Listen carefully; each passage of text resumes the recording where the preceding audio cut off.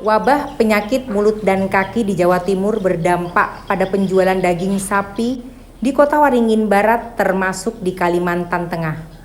Stok sapi di sejumlah kandang mulai menipis, pedagang kebingungan mencari sapi sehingga memicu kenaikan harga jual daging sapi sejak 3 hari terakhir di pasar tradisional Indrasari, Pangkalan Bun.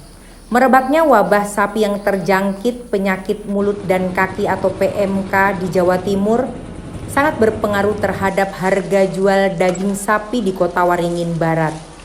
Stok sapi di sejumlah kandang mulai habis, pedagang kebingungan mencari sapi sehingga memicu kenaikan harga jual daging sapi sejak 3 hari terakhir di pasar tradisional Indrasari, Pangkalan Bun.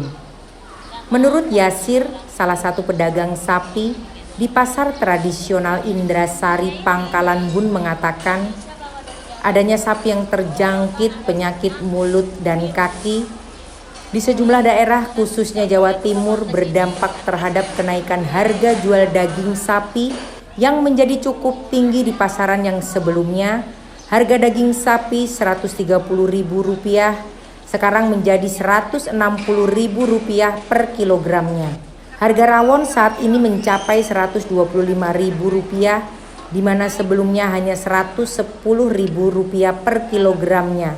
Harga tulangan sebelumnya Rp90.000, kini sudah menjadi Rp125.000 per kilogramnya. Kenaikan harga juga terjadi pada bagian-bagian sapi lainnya yang dapat dijual.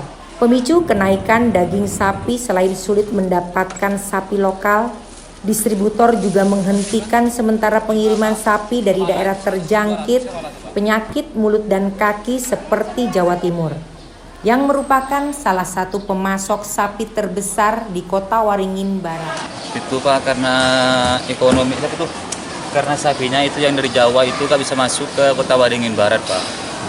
Katanya sih ada penyakit sapi, namanya penyakitnya itu PMK. Iya. Justru dari itu harga daging naik Pak. Dari kemarin kan 130, sekarang sudah jadi 160. Harga rawon 125 Pak. Dari kemarin kan 110. Tulangan kemarin 90, sekarang sudah jadi 125 tulangan. Babat, paru, urat itu segala macam sudah naik semua Pak. Udah habis stoknya Pak. Ini pusing nyari sapi Pak. Kadang-kadang seharian nggak tidur bentar-bentar cari sapi Pak. Kadang-kadang ya dapat dua ekor, dipotong satu malam udah habis Pak. Cari lagi siangnya. Tak tidur Pak, mikirin sapi ini Pak. Pak, atur harapan ke depannya bagaimana Mas?